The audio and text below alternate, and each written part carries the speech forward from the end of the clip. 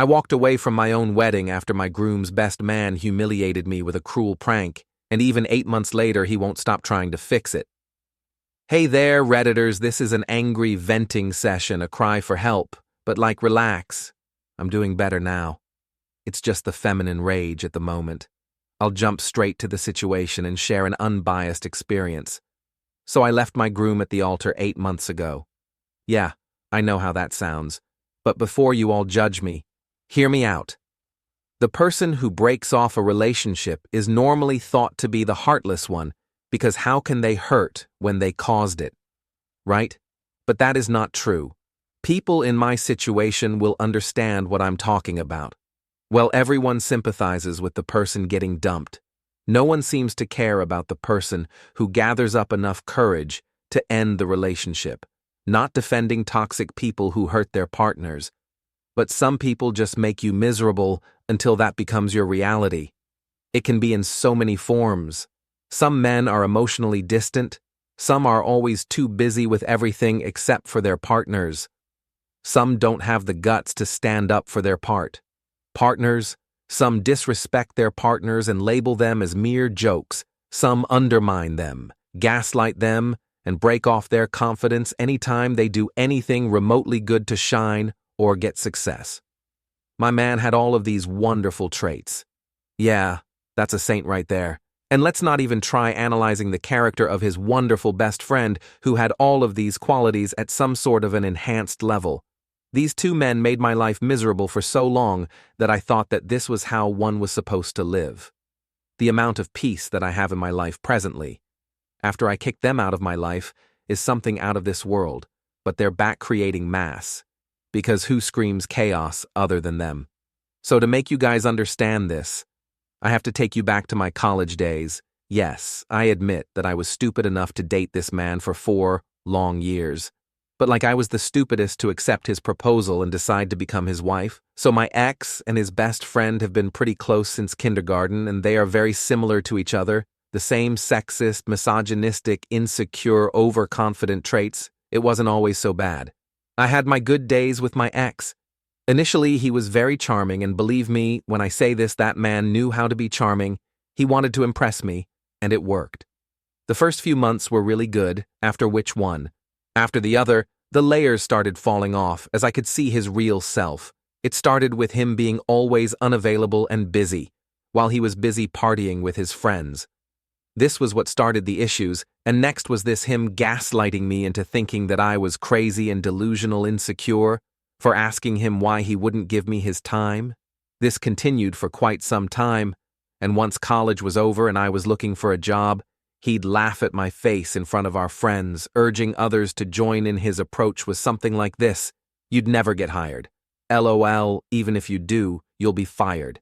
This was coming from my man, and his best friend, who seeming to enjoy this, would always add, "Thank God you're pretty, they hired you as an eye candy, Lou." It felt so disrespectful and annoying, and my ex would just laugh every time I argued with my ex.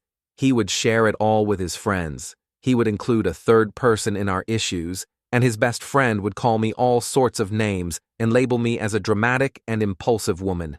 A typical woman who overreacts to everything and obsesses too much about unnecessary stuff. They'd make fun of me everywhere to the point where it was hurtful. He'd comment on my way, my appearance, my dressing sense, and all of that, while my ex would just sit around and laugh. Now, if I start talking about these, I have countless examples. But that's not what we are here for. So as the wedding planning started, it was practically his best friend deciding everything. I was the bride, and I was supposed to have my dream wedding. But no matter what I liked, we would only go ahead with what his friend was choosing. And at times, I felt like he was intentionally choosing something that I did not like. Despite me, for example, I didn't like the orange flavor, and he decided to have that for my wedding cake. My ex chose what his friend chose and made me choose the same. Even my wedding dress was not my choice. This man, my ex's best friend, was some sort of perfectionist, and my dream dress was too tacky for his taste. All of these went on, and I endured until I couldn't on my wedding day. Something horrible happened, but now when I look back, I'm very glad for it. So my ex's best friend decided to have fun by arranging a prank. something highly disrespectful. And that's not all, he said. Some mean words too. I'll explain. A pregnant woman who brought in, and it was announced by none other than my groom's best man, his best friend, that he must not marry this stupid, ugly hag, referring to me while he had such a lovely girlfriend already pregnant with his kid. And this was not something happening in a room with only the four of us. No, this was happening right in front of all the wedding guests. I was horrified and did not know how to react as my eyes started watering. He started laughing, and then looked at my groom, asking if he really wanted to deal with this dramatic stupidity for the rest of his life. He was being so mean to me for no reason, while I was just standing there unable to say a word or even cry. This went on for about 30 minutes, and I was on the edge when the girl and these two men started laughing. I never felt so weak in my life. I felt like my heart was breaking and I was dying while these people were just laughing at my face. And then they said that it was a prank. A prank. Can you imagine how that would feel after disrespecting me like that in front of all the guests and using such words against me? They just laughed it off, labeling it as a joke, and when I started yelling at them, they simply yelled back saying I was really stupid to not even understand how to react to a joke. That was enough for me to understand that this was not what I wanted to deal with for the rest of my life, and so I left. I left my groom at the altar and just went away. They tried to fix it, but I left and went MIA for around 2 weeks. I needed space to heal from this extreme mental torture. I will not go into heavy details explaining how I healed, but it was not an easy journey from taking therapy, crying myself to sleep or being unable to sleep, and finally getting hospitalized with dehydration and poor food habits because I was starving myself. It was a bad trip, but I did heal, not completely. There was still something that made my eyes water when I thought about it all. But I was working on fixing that too. That's what needed to be fixed. Not my shallow relationship, which this horrible man is trying to fix presently. Like I said, it's been 8 months, and my ex's best friend is taking his duty to be a best man too seriously after ruining my wedding himself. Call after call, text after text. From coming to my house to my workplace, he has tried everything possible to make me want to go back to my ex. He thinks that this is a problem that just needs to get fixed. When I clearly told him that I was done with the relationship and had moved on, he simply asked if I was dating anyone new. It's like if there was another man in my life, he would probably leave me alone. But as a woman, my choice to be single, yet not in love with my ex, was not acceptable to them. It was a problem that needed to be fixed, a stupid prank that got out of hand, which now needs to be solved. I am so done with this. It's mentally draining because every time this man tries to talk about the past, it brings up bad memories. Give me some advice. Guys, update 1. Thank you. Thank you for such wonderful comments. When I thought about writing this, it was more of a venting idea. I did not expect people to be this involved. Reading your comments made me feel like I am some movie character, and you guys are making theories of your own. So I saw a few comments talking about a restraining order, and I think that's a brilliant idea. I don't know why I did not think about that myself, but it's never too late. Speaking of my current situation, things are getting really annoying because he has started contacting my friends now that I blocked his number. This is really frustrating. I'm simply trying to live my life in the best possible way, and he is doing everything possible to prevent it. I will get that restraining order, update to guys. I got that restraining order, and guess what? Got a text from the girlfriend of my ex's BFF, claiming that her boyfriend was only being nice. But this move of mine made her believe that I was not worth it, because it was such a dramatic thing, like, dude, is their entire clan going to bother me now? I'm so frustrated, literally so much. It's all just the same old drama, and I'm sick of it. Update 3, hey there. Hopefully this will be my last post, so I don't know if this was the right thing to do or not, but I contacted my ex, and we had a long discussion. I made it very clear that I was no longer interested in him and would never get back to him ever. Although I am labeling it as a discussion, it was mostly me speaking, and him agreeing with my sentences. I told him that if his friend didn't stop, I'd have to take serious legal steps, as if the restraining order wasn't already enough. He assured me that I would not be bothered again, and he will talk to his friend. It's been a week and I have not heard from him or his best friend. I really hope it stays like this because I am so done with these people, and I don't trust them at all. Venting over here has been therapeutic, and you guys are good people. Thanks. I'm signing off for now, NTA, but your ex and his best friend definitely a-hole. God, reading this made me so annoyed at them. I can't imagine how you put up with such behavior. I'm proud of you for not going back. I can understand what sort of trauma bond you might have developed. More power to you, NTA, and the audacity of these men to even involve the girlfriend here. Like, seriously, such cheap people. You deserve so much more than these good-for-nothing. People. Next story. I'm 18, female. My brother John, 20, started dating his girlfriend Holly, 20, last year. For context, John and I come from a very religious family. John's the oldest of 9. We're all homeschooled, and religion is very important. But we've never had much issues, John, especially, but he met Holly a couple of months ago. And well, she gave my mom a heart attack. I'm not judging her at all. But she's had multiple boyfriends before. My brother posts on her social media quite a bit and dresses in things that are inappropriate. Maybe I'm ashamed to admit, but I wasn't very nice to her. But that's just because I wanted to be like her. So bad. My mom was especially hard on her, though she says some crazy things about her dating history, about how she corrupted John, etc. My mom always had this kind image. So seeing her act like how she did woke me up. John moved out to live with Holly and doesn't talk to our parents anymore. He's different. My mom's heartbroken dad is too, but he's ignoring the issue while my mom stuck on how the vile creature stole her good and pure son. I think it's ridiculous, but I do feel for my mom a bit. So I've kept my mouth shut. But yesterday she saw Holly and John. According to my little sibling that was with my mom, they were acting all cutesy and in love. My mom was enraged. She started ranting about how girls like Holly are the evilest kind, and that while she's lost her son to her, at least her daughters are good girls. She then came up to me and made me promise to never be like Holly. I was going to promise her at first, but I was just so tired of her nonsense. I said no. She looked a bit surprised, and I kind of lost it and said that Holly's actually really cool and a much better person than most women.